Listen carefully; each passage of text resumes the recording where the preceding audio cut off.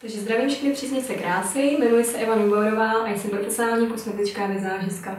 Po zhlédnutí řady videí z jiných zemí jsem si pro vás připravila tutoriály s líčením. Aktuální je slavnostní a večerní líčení. Trendy při večerním a slavnostním líčení je kouřové hnědé líčení v kombinaci se zlatou barvou, matné rty a projasněná pleť. Myslím, že si najdete nějakou inspiraci a budete se mými návody řídit. Pokud máte nějaké dotazy nebo připomínky, pište dolů. Přeji úspěšnou zábavu. Takže zdravím, jdeme na líčení. Máme tady modelku Kristýnku. Ahoj. Ahoj. Takže začneme nejdřív s aplikací podkladové báze. U večerního líčení budeme aplikovat i na dekolt make-up.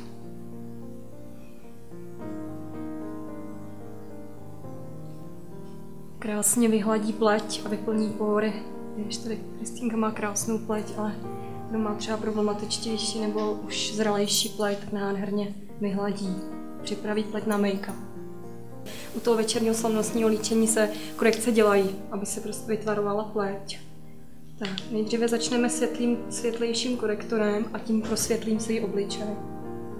Střed obličeje. U toho večerního líčení je make-up víc intenzivní, aby vydržel. Děláme takový jakoby trouhelníček. Takže jdeme na nanášení make-upu. Tentokrát použiju make-up Inglot a jakoby čtvrtá make-up 108 Zoeva. Tak, aplikuju si na ruku. Tak, zkouším odstín. Na hraně odstín dobrý. Tak budeme aplikovat. Odstínáme.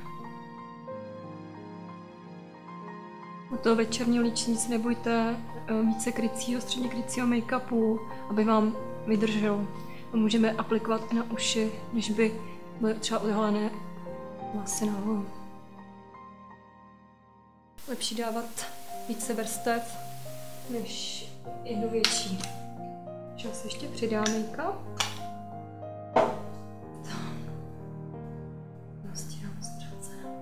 Opět se vynechávám oči, jo? Budeme použít korektor.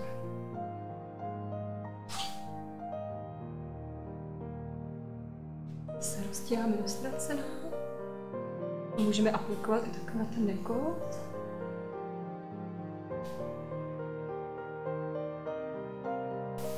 Takže teďka půjdeme na korekci kruhu pod očima, případně nějakých pupínků.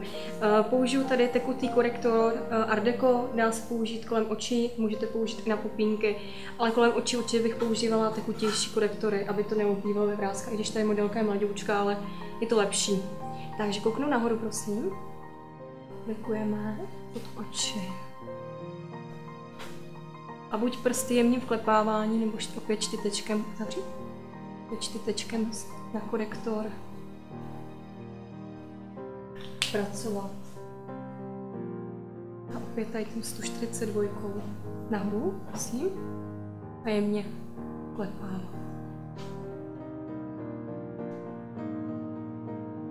Dobře. I takhle na celý víčko.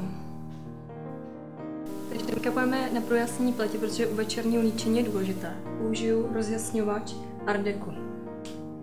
Aplikujeme zase na trůhelníček, hlavně tady v oblasti mezi obočí, na čele, na nose, del očí, brada a nad horním rtem. Takhle kolem, takže takový jakoby jak indiánka. Tak, a krásně to rozetřeme. Můžeme tento 104 Zoeva krásně všechno rozblendím.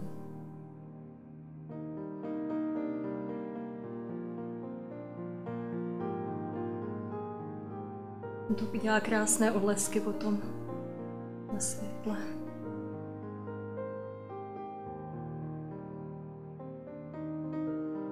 Takový perletový rozjasňovač a ten se fakt dá jenom jakoby tady nad horním rtem, maličko, klepu No to zvětší krásně rty. A pak tady jakoby jen fakt jenom na takhle lícní kost. Jemně vklepeme. Můžeme takhle jakoby z toho oční kosti ještě ztraceno. Takže teďka půjdeme k fixaci. Používám fixační pudr sypký, transparentní, takže matný značky Glazel. A používám na to štětec Zoeva 106. Takhle oklepneme a před soupli zafixujeme.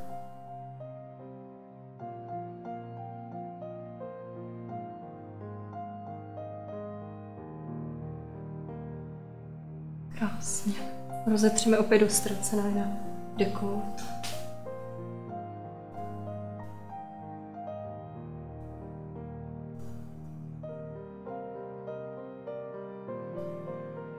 Se roztracené roztíráme. Teďka ještě udělám korekci obličeje už jenom lehonkou bronzerem značky Glazel. Používám na korekci sypkých 101 Zoeva. Zase jakoby dělám tu troječku. Roztíráme.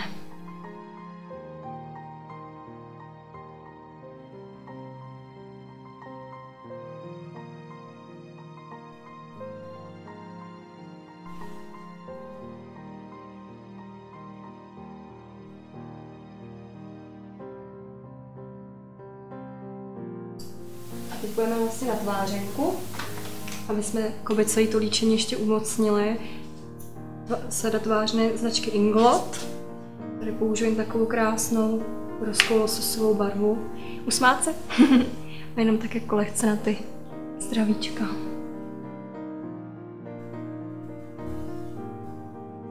Takže teď jdeme na stínování očí. Nejdříve bych použila podkladovou bázi. Tady to je značka Art Deco. Díky tomu díl vydrží stíny na oku. Takže aplikuju.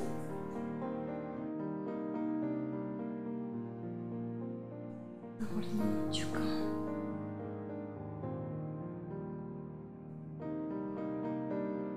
Tak dám kouknout, můžeme i pod spodní.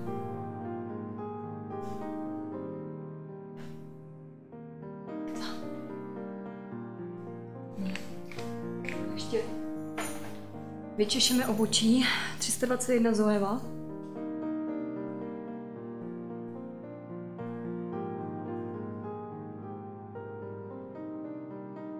Nejdříve bychom se zaměřili na to obočí, upravíme ho, aby bylo správně. Tady má modelka výraznější obočí, takže jenom lehce dokreslím, kde chybí. OK. Tak, nyní půjdeme ke stínování očí. Mám tady takovou krásnou paletku s těmi přírodními barvami od značky Glazel. Nejdříve použiju tento široký štětec 227 a aplikuju nejsvětlejší stín. Dám ho na celé pohyblivé líčko až k obočí.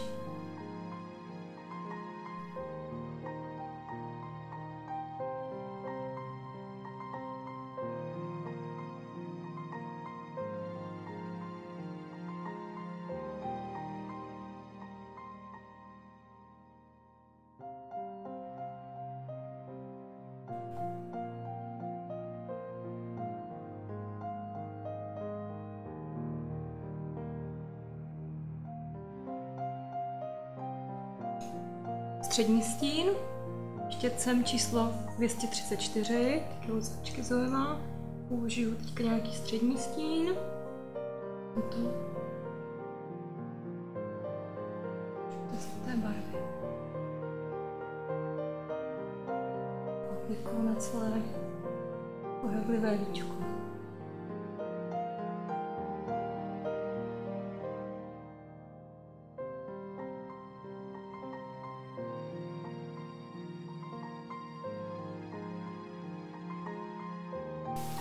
Tak a teďka bychom aplikovali nejtmavší stín, bych použila tady tu čokoládovou barvu. A použiju na to štěteček tady ten uší 230. Můžu si pomoci jako ubrouskem, tak tmavších stínu zavřít a nanesu krásně takhle na oko.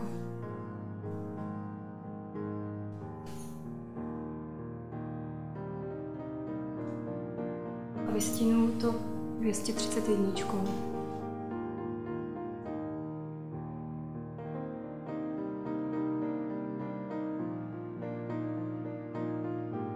Takže teďka aplikujeme pigmenty. Nanesla jsem si takhle na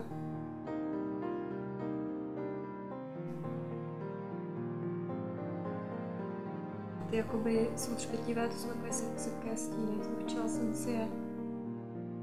Tak. Takže opatrně aplikuju do středu oka. Dělá to takový jakoby mokrý hezký efekt.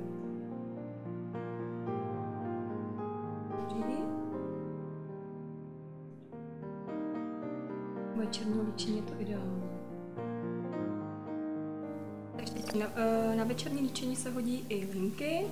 Tady u modelky Kristýnky použijeme gelové, značka Inglo. Používám na to se šikmený malinký štěteček na detailní linky 312.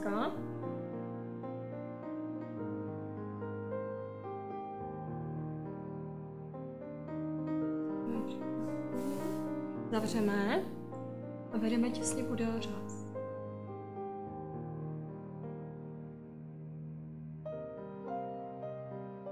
Otevřít. Můžeme si tady udělat takovou ťupičku a tím to spojíme. Otevřít.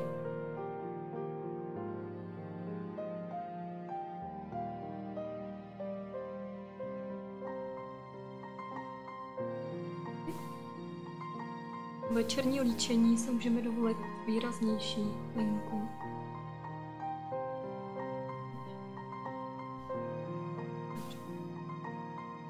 Samozřejmě se řídíme podle tvaru oka. U větších očí, jako má tady modelka, můžeme aplikovat právě tady tu linku širší.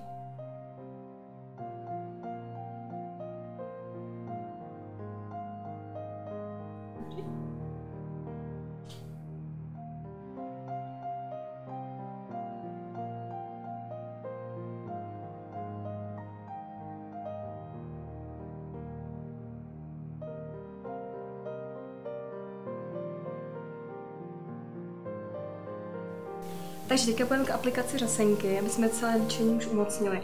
Art Deco All in One. Nejdříve aplikujeme na spodní řasy, nahoru.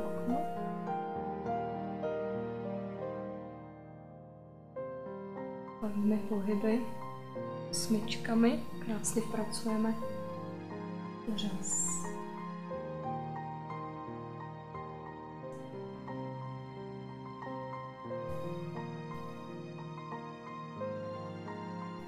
Nejdřív se udělají spodní řasy, dáme více vrstviček. Na lepení řas mám tu lepidlo Duo a na lepovací řasy v trsech od značky Stageline.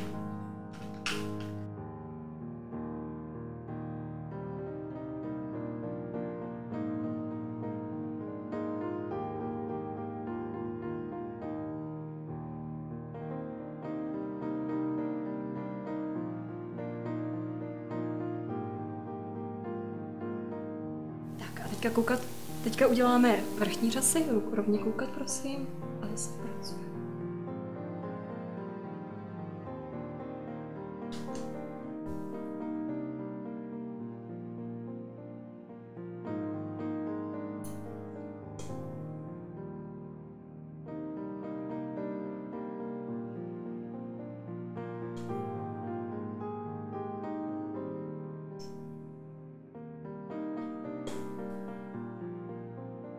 Takhle vytáhneme oko, schováme do řas.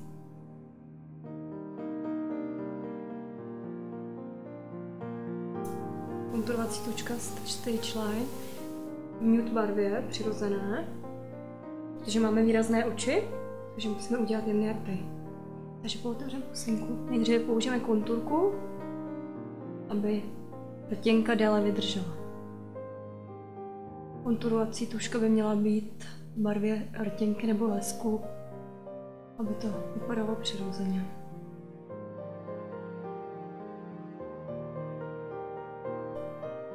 Máme krásné rty, takže není potřeba zvětšovat, jenom zvýraznit přirozené kontury. A tentokrát teda nebudeme používat rtěnku klasickou, ale použijeme takovou rtěnku značky Glazel v matném odstínu, protože máme špětivé oči. Takže dáme matné rty, což jsou teďka trend, matné rty. Takže jako se to aplikuje na ruku a nanesu na rty.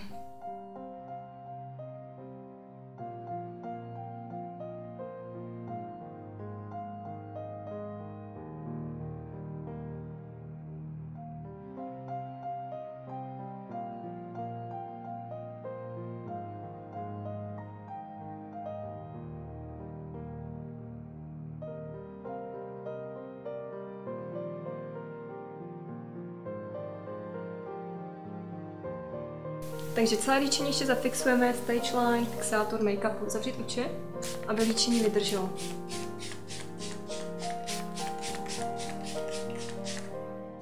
Já ten dekol dáme. A já si ještě pomůžu, abych to urychlila, takže to usušíme.